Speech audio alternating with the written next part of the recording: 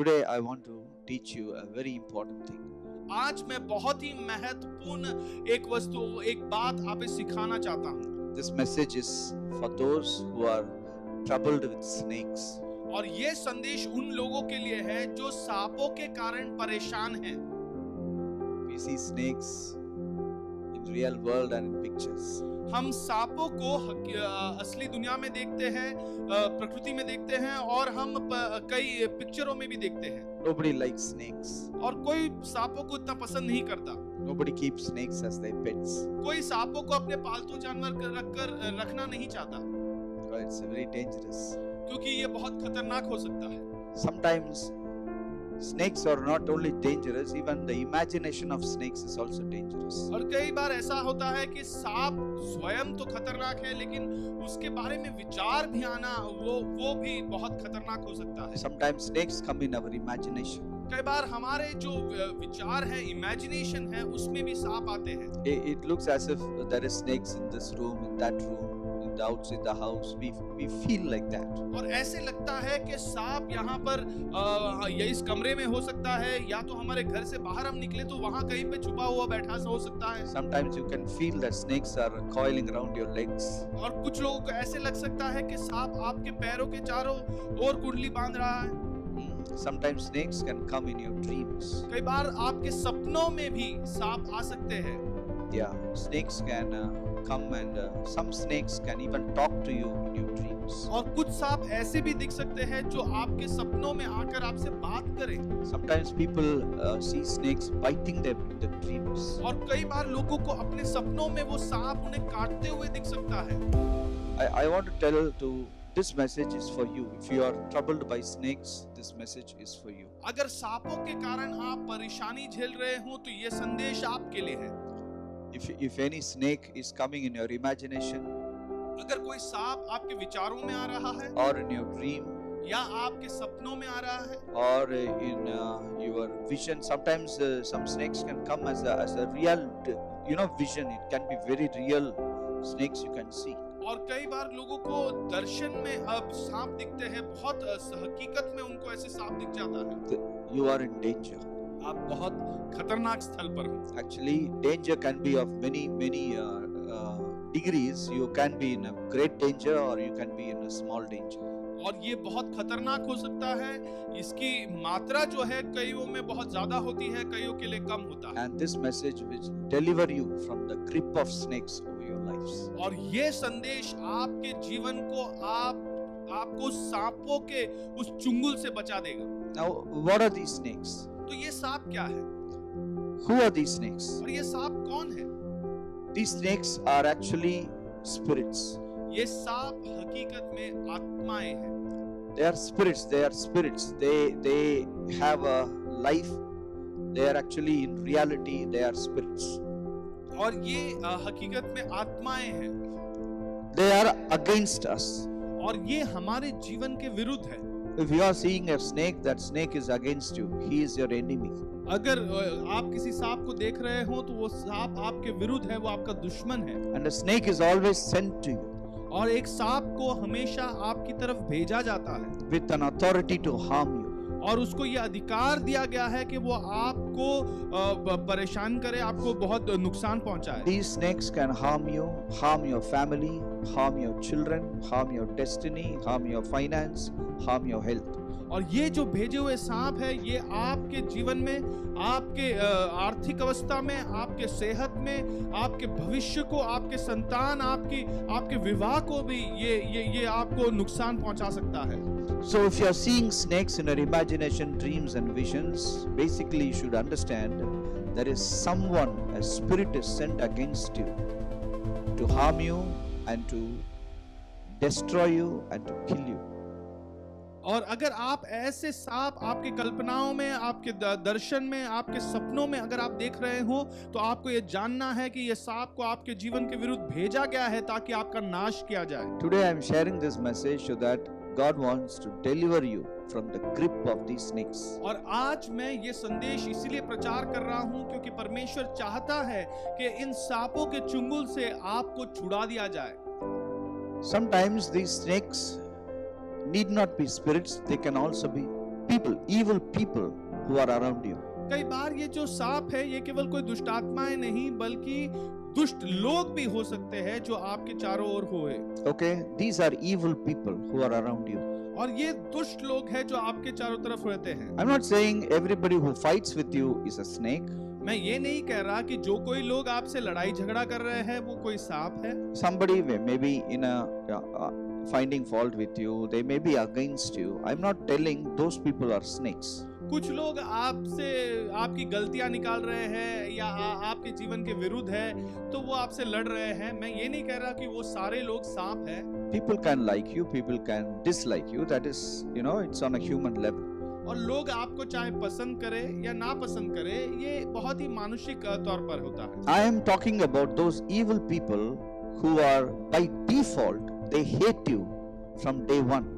और मैं उन दुष्ट लोगों के बारे में बात कर रहा हूं जो पहले ही दिन से आपसे नफरत करते हैं। They hate you without a cause.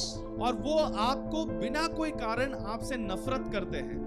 They are called as serpents or snakes.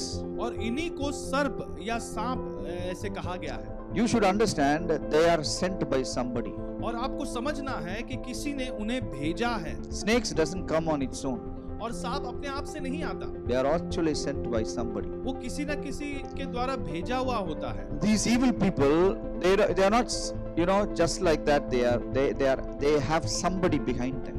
और ये जो दुष्ट लोग हैं वो ऐसे ही नहीं आए हैं, उनके पीछे कोई है। Okay, sometimes you cannot escape these people. और कई बार ऐसे होता है कि आप ऐसे लोगों से बचकर नहीं जा सकते। I know a very dear sister. She was very much troubled by her colleague in her workplace. और मैं एक बहन को जानती हूँ जो अपने कार्यस्थल में अपने एक सहकर्मी से बहुत परेशानी झेल रही थी। Yeah, she was coming and telling us, sir, what to do. That colleague of mine is just finding fault with me, complaining against me, and working so hard against me for no reason. और वो मुझसे आके कहने लगी कि sir मैं क्या करूं, ये मेरे जीवन के विरुद्ध बिना कोई कारण मेरे जीवन के विरुद्ध वो गलतियां निकालती रहती है, मुझे परेशान करती रहती है। So now after some time she came and she was very happy and she said, sir, I have changed my job. I have got a promotion. I am more than the money which I am going to earn. I am happy that I am delivered from this colleague of mine who was actually sitting on my head and troubling me for the past 3 years. और कुछ समय के बाद वो आई और वो बहुत खुश दिख रही थी। वो कहने लगी कि सर बहुत खुशी की बात है, मैंने अपनी नौकरी को बदल दिया है, वो पगार से भी ज्यादा मैं खुश हूँ कि ये व्यक्ति जो मुझे परेशान कर रही थी पिछले 3 साल से, उससे मैं मुक्त हो चुकी हूँ। But what happened was after 1 month she came and said, I'll tell you one thing. In this company also, I have not only a colleague, my boss, who is exactly like that colleague. That was better. This was worse.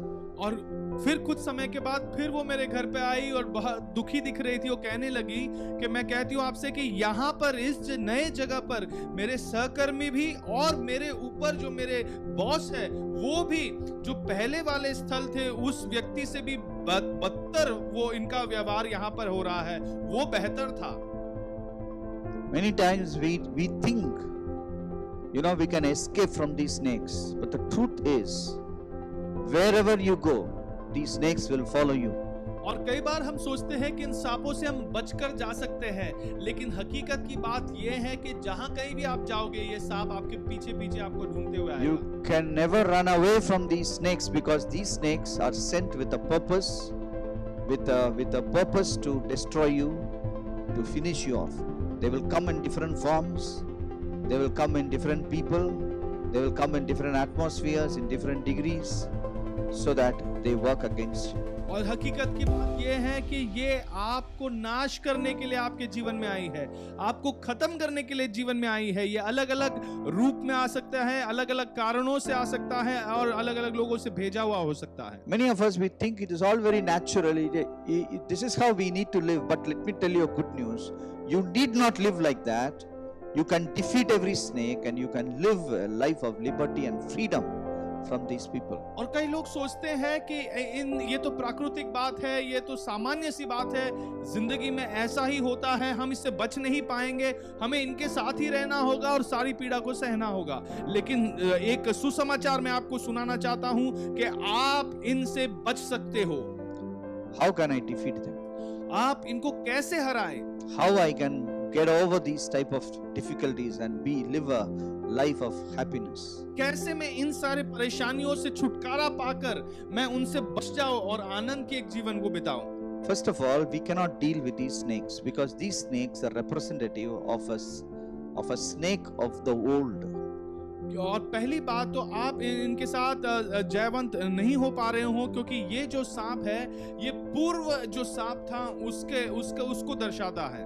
I want you to be with me and listen carefully. Actually, these serpents and small snakes, they are actually sent by a bigger serpent called serpent of the old. और आप मेरे साथ बने रहिए और मेरी बातों को समझने की कोशिश कीजिए। ये जो छोटे छोटे सांप है, सर्प है, ये वो अपने आप से नहीं आए हैं, लेकिन ये इनको दूसरे एक सर्प ने भेजा है जिसको कहा जाता है पूर्व का सर्प। Yes. The serpent of old is mentioned in Revelations 12:9. He is the devil or Satan. प्रकाशित वाक्य 12:9 में ये पूर्व का सर्प का विवरण किया है, वो शैतान है। It is the devil who is sending these people to work against righteous, godly people. और यही शैतान आपके जीवन के विरुद्ध कार्य करने के लिए, धार्मिक धर्मी व्यक्तियों के जीवन के विरुद्ध काम करने के लिए उसको भेजता है। That is why if you are a good man, if you are a righteous man, there is a possibility that you can lose your life in this world. और इसी कारण अगर आप एक अच्छे व्यक्ति हो, धर्मी व्यक्ति हो, तो इस दुनिया में अपनी जिंदगी को खो सकते हो। Because we are seeing sometimes righteous people, good people, they become victims of different things and they lose their lives. क्योंकि हमने देखा है कि जो धर्मी लोग होते हैं, जो अच्छे लोग होते हैं, वो कई कारणों की वजह से अपनी जिंदगी को ही इस दुनिया में खो देते हैं। The truth of the matter is you cannot deal with snakes or snake of the world. कि आप इन सांपों को आप सही व्यवहार नहीं कर पाओगे, या वो जो पूर्व का सांप है उसके साथ आप वो सही व्यवहार नहीं कर पाओगे। You cannot deal with them आप उनको संभाल नहीं पाओगे, because they are more powerful than our human strength. क्योंकि हमारे मानुषिक ताकत से भी अधिक सामर्थ वो रखते हैं। Yes.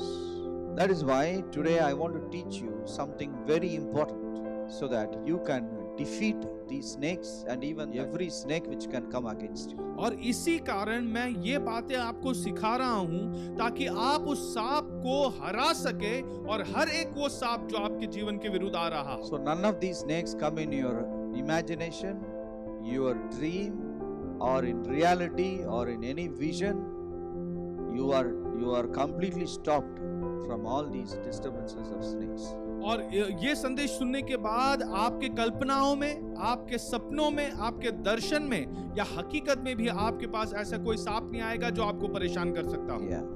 So I want to teach you from the Bible the answer. तो ये बाइबल से इसका उत्तर मैं आपको सिखाना चाहता हूँ। Let us turn to Matthew chapter 8 verse 5. मत्ती उसका 8वां अध्याय 5वां वचन। Now Jesus had entered Capernaum. A centurion came to him, pleading with him, saying, Lord, my servant is lying at home paralyzed, dreadfully tormented. और जब यीशु वहां चल रहे थे तो एक व्यक्ति उसके पास आए और कहने लगे कि मेरा सेवक जो है वो घर में पड़ा हुआ है, उसे लकवा मार गया है और वो बहुत बड़ी पीड़ा में है। He's a centurion. और ये एक सेंचुरियन नाम का उसका ऑफिस में दर्जा था उसका। That means centurion means he had 100 soldiers under him. और सेंचुरियन का अर्थ है कि करीब 100 सैनिक उसके अधीन काम करते थे। Just like a police officer under whom there are 100 policemen. और जैसे एक पुलिस ऑफिसर रहते हैं और उनके नीचे करीब 100 कांस्टेबल रहते हैं। Yes. So he was a man of great authority. और ये जो व्यक्ति था बड़े अधिकार He was a very respectable man. और बहुत ही आदरणीय व्यक्ति था He was a man of power. और बहुत ही ताकत रखने वाला व्यक्ति था He was a man of great understanding. और बहुत समझ रखने वाला एक व्यक्ति था। He was not only like that, Jesus was also impressed with this man. और केवल इतना ही नहीं, यीशु भी इससे बहुत ही प्रसन्न हुए। He said, "My servant is unwell. Please come and help him out. He was dreadfully tormented." Jesus said to him, "I will come and heal him." और यहाँ पर उस व्यक्ति ने कहा कि मेरा जो सेवक है वो बहुत ही बड़ी पीड़ा में है, बहुत परेशानी झेल रहा है, आप कृपया हमारे घर में आए, उसे चंगा कर दे। और यीशु ने कहा, हाँ मैं आऊंगा। I will come and heal. I will come to your house and I will heal him. और Jesus said like that. यीशु ने इस प्रकार कहा, मैं तुम्हारे घर पर आऊंगा और उसे चंगा कर दूंगा। Now the centurion answered and said, "Lord, I am not worthy that you should come under my roof, but only speak a word and my servant will be healed."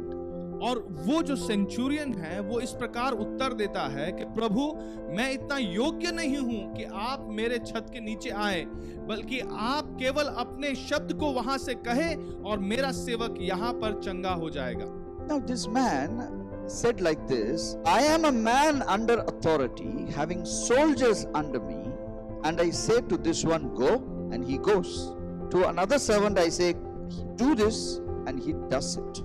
और वो कहता है कि मैं अधिकार से भरा हुआ एक व्यक्ति हूँ, मेरे भी कई सारे सेवक हैं, मैं किसी सेवक से अगर कहूँ कि वहां पर जा तो वो जाता है, अगर मैं किसी को आदेश दूं ये काम पूरा कर तो वो करता है। This man was not only a great man in the world, but he also had some understanding of who Jesus was. और ये जो व्यक्ति था ये दुनिया में बड़ा नामी व्यक्ति तो जरूर था, उसके साथ ही साथ उसमें एक समझ थी कि यीशु मसीह कौन है। Jesus, when he heard this, he marveled and said to those who he followed, "Hey, did you see? Look at this man. I have not found such a great faith." और यीशु मसीह ने जब इन बातों को सुना तो बड़े ही आश्चर्यचकित हो गए और वो लोगों से कहने लगे, देखो इस व्यक्ति को, क्या ऐसा विश्वास तुमने कहीं देखा है? What made Jesus to be surprised about this guy? और ऐसी क्या बात थी जो यीशु मसीह को भी आश्चर्य में डाल दिया इस व्यक्ति के विषय? Because he understood who Jesus was. क्योंकि उस व्यक्ति ने समझ लिया था कि यीशु मसीह कौन थे। He looked at Jesus as a person of authority. और उस सेंचुरियन ने यीशु मसीह को एक अधिकार से भरे हुए व्यक्ति समान उसने देखा। He is telling Jesus, "See, I am also a man of authority, and I know you are also a man of a person of authority." और वो यीशु से कहता है कि देखो मैं जानता हूं कि मैं भी अधिकार पाया हुआ एक व्यक्ति हूं और आप भी अधिकार पाए हुए एक व्यक्ति हो। That is what marvels Jesus Christ. और इसी बात ने यीशु मसीह को आश्चर्य में डाल दिया, Because everybody thought Jesus is just Jesus. क्योंकि सारे लोग ऐसे सोच रहे थे यीशु तो साधारण से यीशु है। Today we also think Jesus is just Jesus. आज हम भी ऐसे सोचते हैं यीशु तो सामान्य से यीशु है। We all take the name of Jesus very casually. हम सब भी यीशु का नाम बड़े ही साधारण तरीके से लेते हैं। Sometimes we go to church. कुछ कई बार हम कलीसिया जाते हैं, We go to read the Bible. हम बाइबल पढ़ने जाते हैं We pray in the name of Jesus. और यीशु मसीह के नाम से प्रार्थना भी करते But हैं। if I ask you who is Jesus, लेकिन अगर मैं आपसे पूछूं कि यीशु कौन है, you say Jesus came in the world. He was God's only son. आप कहोगे कि यीशु इस दुनिया में आए, वो परमेश्वर के इकलौते पुत्र थे He died for me.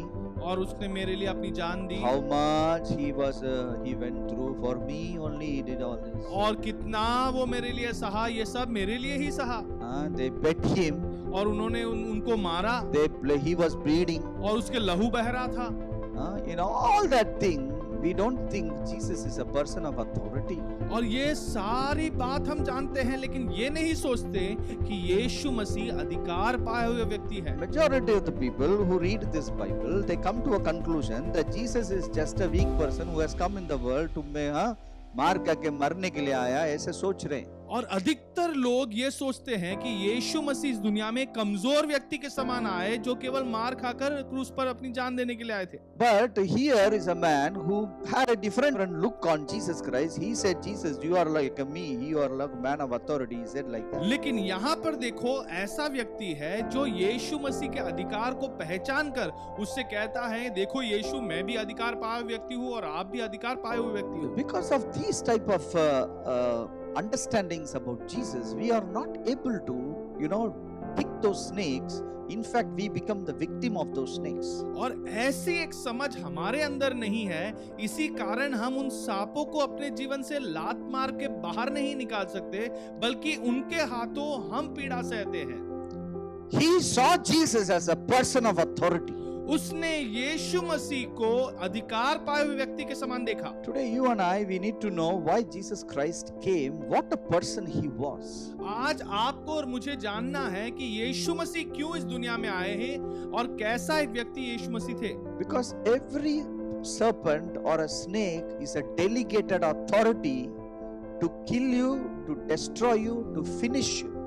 क्योंकि हर एक सांप जो है, हर एक दुष्ट आत्मा जो है, वो आपके तरफ विरुद्ध भेजा हुआ ऐसा अधिकार पाए व्यक्ति है जो आपके जीवन के विरुद्ध है और आपका नाश करना ही चाहता He है। is a delegated authority. और उसे ऐसा अधिकार दिया हुआ है। And many times the righteous people and the good people become a victim in the hands of those serpents and scorpions. और कई बार ऐसे सांपों और बिच्छुओं के हाथों धर्मी लोग और अच्छे लोग पीड़ित बन जाते हैं। Today many believers or righteous people or good people, good lawyers, good doctors, good media people, they all are sidetracked and they are threatened and they are afraid of whether they will die or live.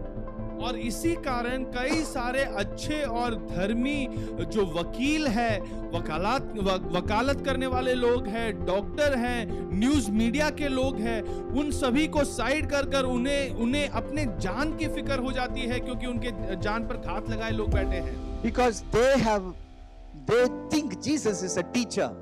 क्योंकि उन्हें ऐसा लगता है कि यीशु मसीह एक अच्छे शिक्षक थे। Some people think Jesus is like Mahatma Gandhi. कुछ लोग सोचते हैं यीशु महात्मा गांधी के समान अच्छे व्यक्ति थे। Jesus is like this man, that man. यीशु इस व्यक्ति या उस व्यक्ति के समान थे। They think Jesus is a prophet. वो सोचते हैं यीशु एक भविष्यद्वक्ता या नबी थे।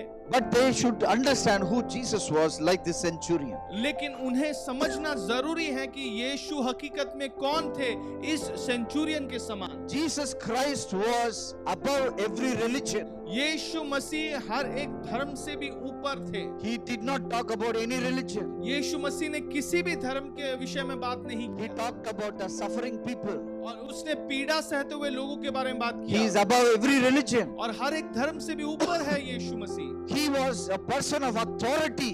यीशु मसीह अधिकार पाए हुए व्यक्ति थे He had authority with him और उसके पास अधिकार था, because he was sent with an authority. क्योंकि उसे एक अधिकार देकर भेजा गया था।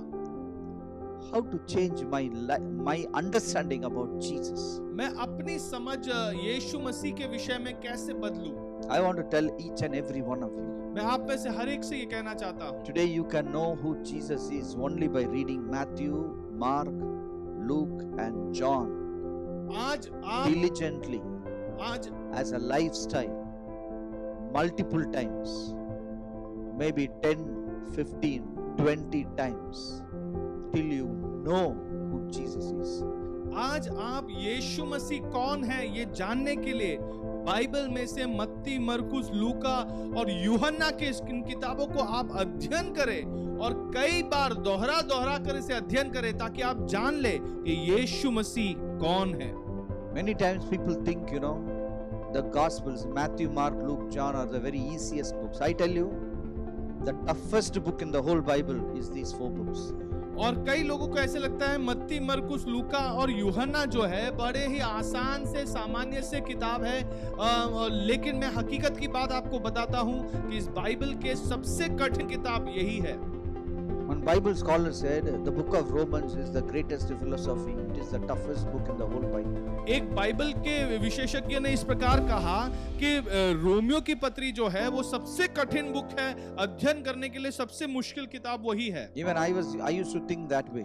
मैं भी ऐसे ही समझता था। But the truth of the matter is, you know, understanding Jesus is the number one thing in the whole book, whole universe. और लेकिन हकीकत की बात यह है कि यीशु मसीह कौन थे ये समझना सारे भूमंडल में सबसे महत्वपूर्ण बात है। Today the number one cause of all our issues, all our problems, all our difficulties and challenges is we have not understood who Jesus is. आज सबसे बड़ी परेशानी हमारे जीवन के कई सारे समस्याओं के कारण, कई सारे परेशानी और पीड़ा के कारण यही है कि हमने ये नहीं समझा है कि यीशु मसीह कौन है। This centurion said, like how I am a man of authority, even you are a man of authority. ये सेंचुरियन जो यहाँ पर इस व्यक्ति के बारे में विवरण किया है, वो व्यक्ति ये समझ गया था कि जैसे मैं अधिकार पाया हुआ व्यक्ति हूँ, वैसे है यीशु, तू भी अधिकार पाया हुआ व्यक्ति है। When I say something, it is a word of power. People they have to obey that. जब मैं कुछ बातें कहता हूँ तो वो शब्द ताकत से भरे हुए शब्द है, लोगों को उन बातों को मानना ही पड़ता है। When you say a word, the whole universe has to obey your word. It has to align according to your word because you are a man of power. जब आप एक बात कहते हो तो सारे भूमंडल को आपके वचन के आधार पर सीधे चलना ही होगा, क्योंकि आप अधिकार से भरे हुए व्यक्ति हो। Because Jesus was misunderstood by almost everyone in the world today. क्योंकि यीशु मसीह कई सारों ने उसे गलत समझा था। Some people think he is the founder of Christianity. कुछ लोग आज दुनिया में ये समझते हैं कि उन्होंने मसीहत या ये ईसाई धर्म की स्थापना की। But the truth is he is above every religion. लेकिन हकीकत ये है कि हर एक धर्म से ऊपर वो है। Okay, he is above every religion. He loves all religion. वो सारे धर्मों से प्रेम करते हैं। He came in a Judaism. He was actually born in a Jewish religion. वो हकीकत में यहूदी धर्म में उनका जन्म हुआ था। So he loved all the religion. He loved the Greeks as his own people. और यूनानी जो लोग थे उन्हें भी अपने तौर पर ही वो प्रेम करते थे। He went to those places where the Jewish religion bans you to go. और वो ऐसे जगहों पर गया जहाँ पे यहूदी धर्म आपको मना करता है कि वहाँ पर जाने की। He loved all people.